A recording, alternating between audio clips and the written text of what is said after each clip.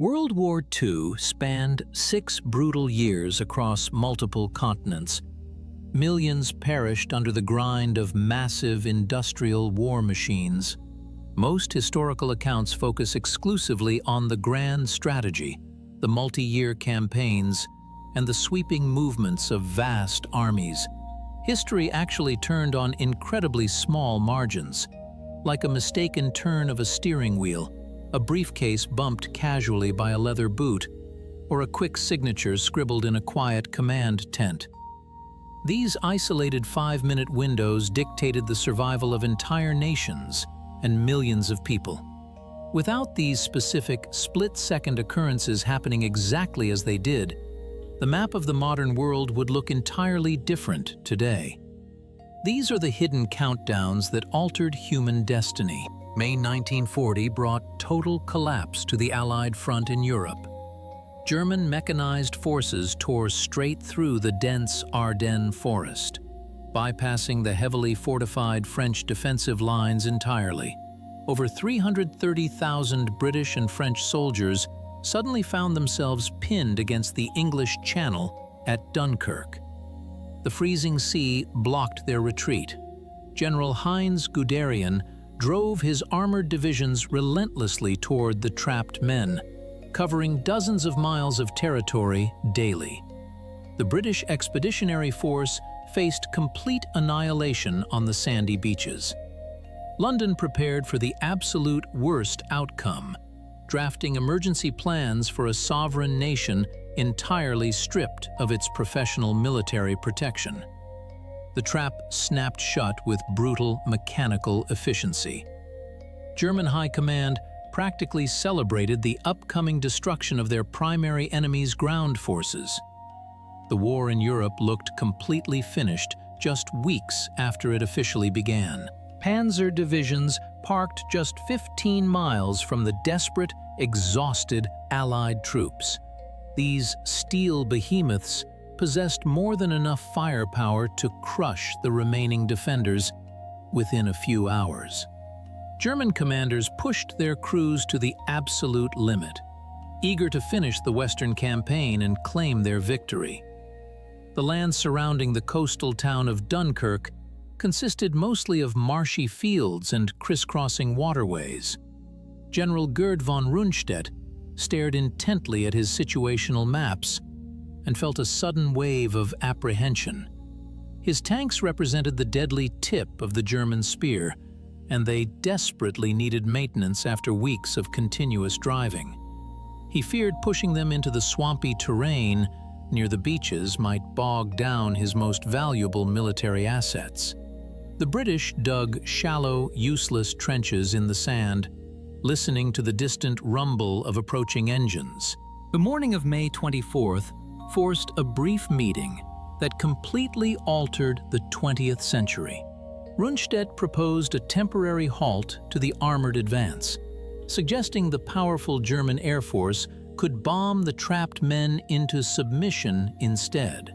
Adolf arrived at the headquarters and reviewed the commander's cautious assessment. The dictator glanced at the topographic maps laid across the large wooden table. Within 5 minutes, he made his choice and boldly signed the directive. That single pen stroke issued the infamous halt order. The deadliest tanks on the planet simply cut their engines and waited. German tank commanders received the radio transmission and reacted with complete disbelief. They sat inside their steel turrets, staring through binoculars at the vulnerable British formations they easily could have wiped off the map in a single afternoon. The massive war machine paused, granting a sliver of hope. That 5-minute meeting bought Great Britain exactly what it needed most, which was time. For 3 full days, the German armor strictly maintained their static positions outside the burning city. The Luftwaffe flew hundreds of bombing sorties, but the soft sand of the beaches absorbed the explosive impact of the heavy munitions, reducing their deadly shrapnel radius. Thick cloud cover frequently grounded the enemy planes entirely. Back in London, Winston Churchill authorized the massive undertaking of Operation Dynamo. The British military requisitioned absolutely everything that could float on water. Naval destroyers joined civilian fishing trawlers, cargo ferries, and private pleasure yachts. This makeshift civilian armada crossed the treacherous waters of the English Channel, while the German ground army literally sat on their hands just miles away. The ocean weather remained uncharacteristically calm, allowing even the smallest vessels to cross safely. The daring evacuation proceeded at an astonishing, desperate pace. Exhausted sailors pulled wounded soldiers from the frigid waters and packed them tightly onto the wooden decks of civilian craft. By the time the German command realized their catastrophic error and revoked the halt order, the tactical situation had completely changed. British rearguard units established highly effective defensive perimeters along the canal lines. The unforced error allowed exactly 338,000 Allied soldiers to escape back to England's shores. These seasoned veterans formed the hardened core of the army that would eventually return to liberate Europe 4 years later. If that brief command meeting had ended with a different decision, Britain would have lost its entire fighting force. The island nation likely would have sued for peace immediately, leaving the entire European continent firmly under fascist domination indefinitely. The miraculous survival of the British Army forced Germany to fight a grinding multi-front war. They turned their attention east toward the Soviet Union, stretching their supply lines across thousands of frozen miles. The European conflict slowly evolved into an exhausting war of attrition. Halfway across the globe, an entirely different kind of naval war raged fiercely across the Pacific Ocean. The United States officially entered the fight after the devastating surprise attack on Pearl Harbor, but the Japanese Imperial Navy heavily dominated the contested waters. By June 1942, American forces reeled from a continuous string of brutal military defeats. The Japanese military command sought to permanently destroy the remaining American aircraft carriers near a tiny remote atoll called Midway. American intelligence officers successfully intercepted the coded Japanese radio traffic, setting the stage for a desperate ambush. If these hidden historical details are keeping you hooked, hit that subscribe button and turn on notifications. We release heavily researched breakdowns like this every single week. Now, let's head to the Pacific. The morning of June 4, 1942, proved utterly disastrous for the American military effort.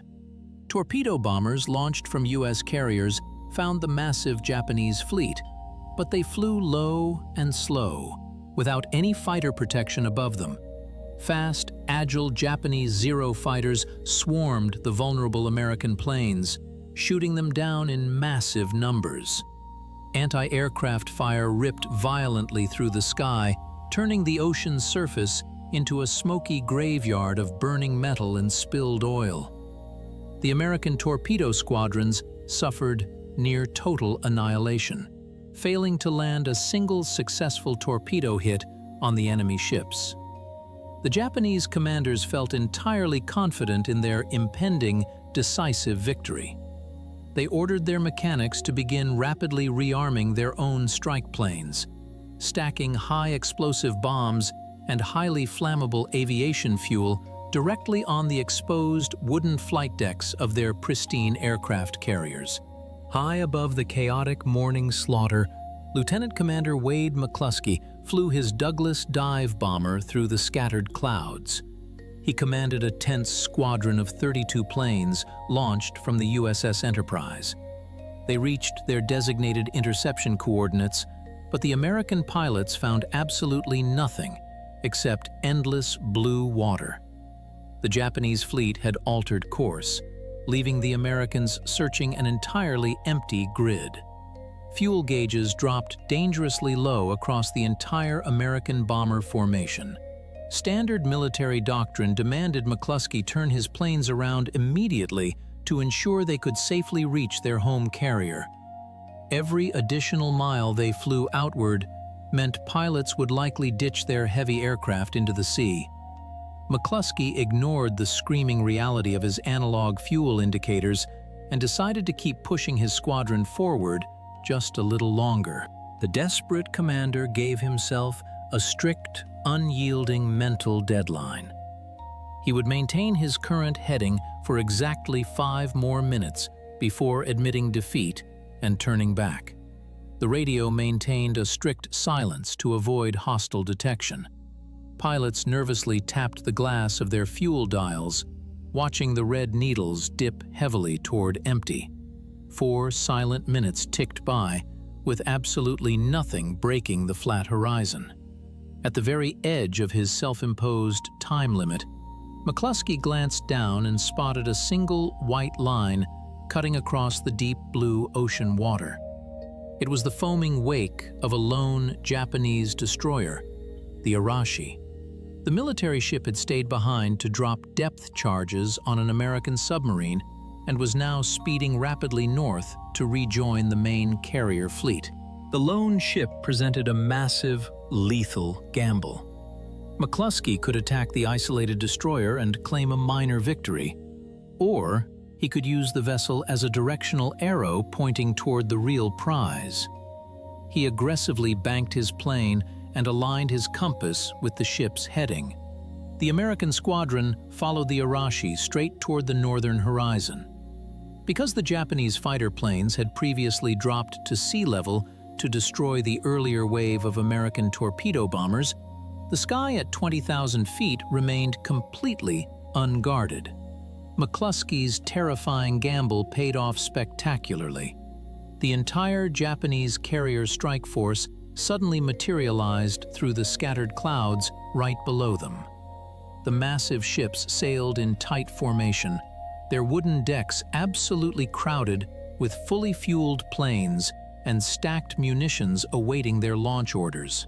The clock on the bomber's instrument panel read exactly 10:22 a.m.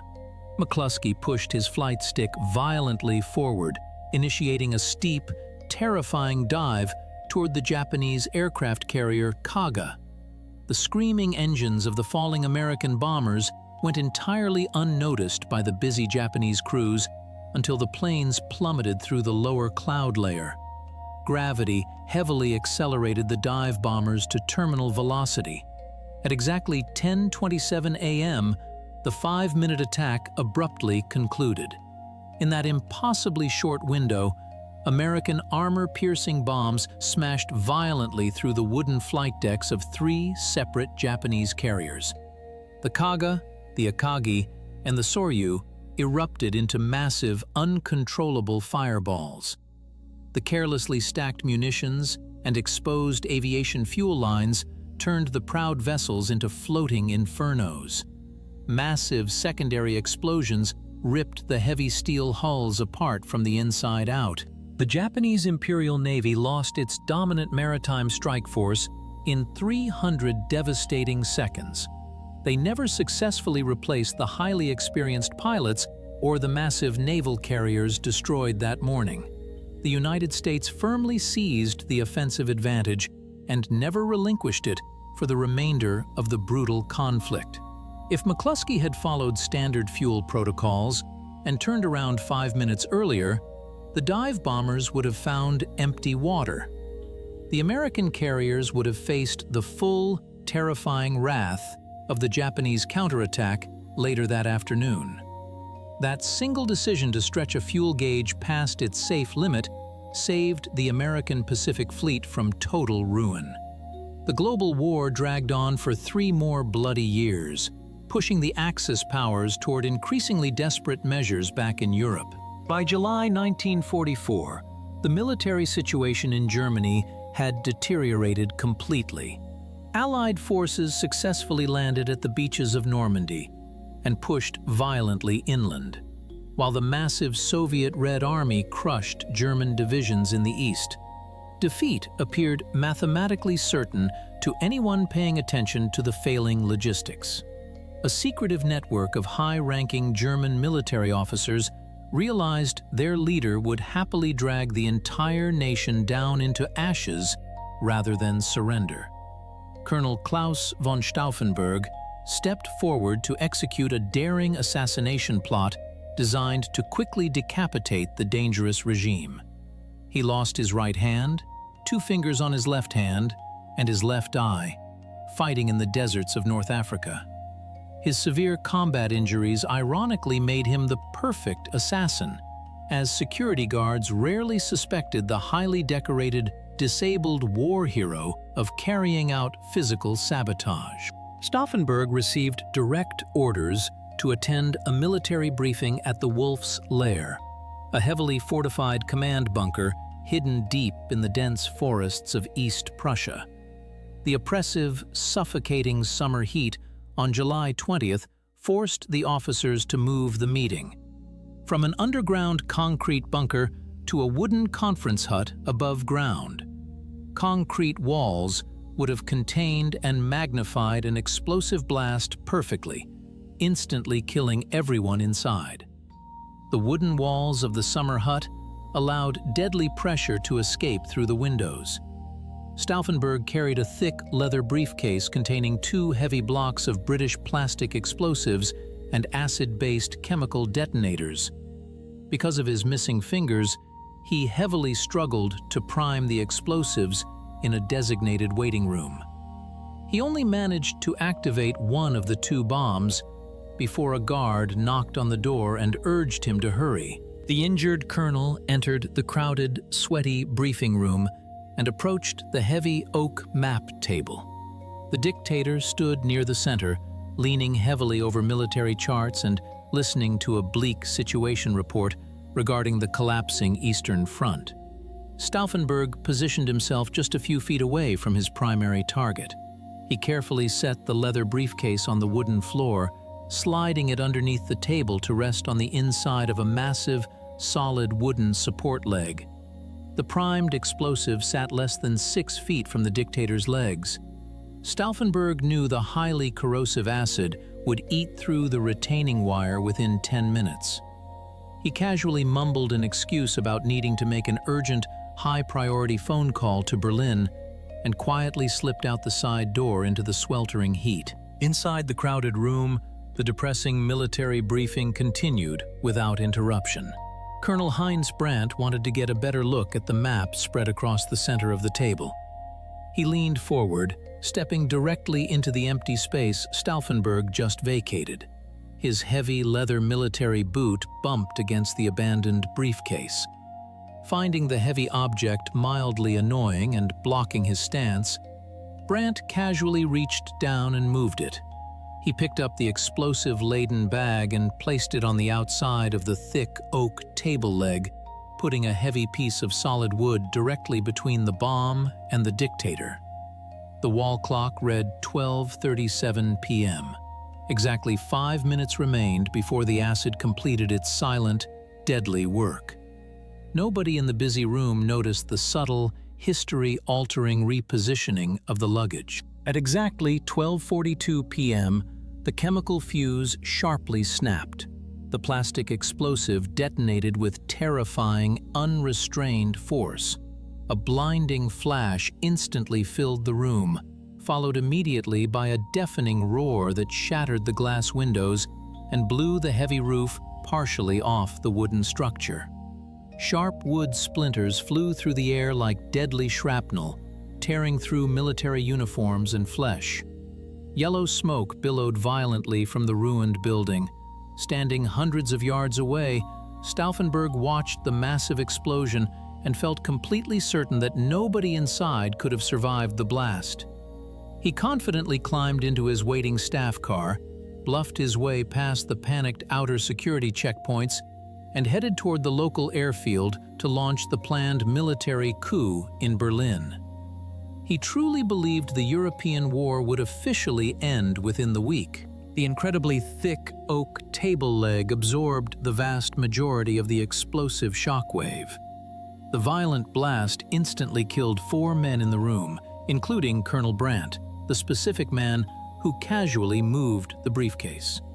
The dictator stumbled out of the smoking, burning ruins, clutching his injured right arm. His trousers hung in shredded ribbons, and his eardrums completely burst from the sudden pressure change, but he remained very much alive. The heavy wood had perfectly shielded his vital organs from the deadly fragmentation. Word of his miraculous survival quickly reached Berlin, completely paralyzing the planned military coup before it could gain any real momentum. Loyal military units quickly rounded up the panicked conspirators. Firing squads executed Stauffenberg and his desperate allies later that same evening in a courtyard illuminated by truck headlights. The failed assassination triggered a wave of intense, terrifying paranoia across the German high command. Security forces aggressively arrested over 7,000 people suspected of possessing anti-government sentiments, ruthlessly executing nearly 5,000 of them in brutal purges. The global war raged on for another 10 agonizing months. Millions more soldiers and innocent civilians perished during the final, desperate battles across the ruined continent of Europe. The horrifying camps accelerated in their deadly efficiency as the regime doubled down on its darkest impulses. If Brandt had simply left the briefcase alone for just 5 more minutes, the bomb would have killed the dictator instantly. The replacement government planned to immediately surrender to the Western Allies, saving countless lives, and completely preventing the Soviet domination of Eastern Europe during the ensuing Cold War. Human history rarely bends entirely to the will of grand, inevitable forces.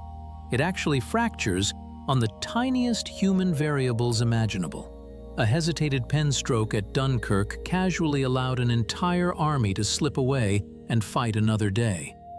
A pilot, deciding to stubbornly ignore his fuel gauge for 300 seconds, doomed the mighty Japanese Empire to total defeat. A leather boot, playfully nudging a bag just a few inches to the right, brutally condemned millions. To another year of mechanical slaughter. We build massive narratives to explain the rise and fall of global powers, actively seeking logical patterns in the total chaos of global conflict. The terrifying truth requires us to admit how fragile our reality actually remains. Everything you know today exists simply because of a few stray minutes ticking away in the dark. The fate of the modern world balanced entirely on these isolated, microscopic moments. Massive armies and political ideologies set the stage, but the split-second decisions of flawed individuals pulled the trigger. Understanding these hidden historical turning points changes how we view our own reality, proving that massive consequences often hide right behind the smallest, most insignificant actions.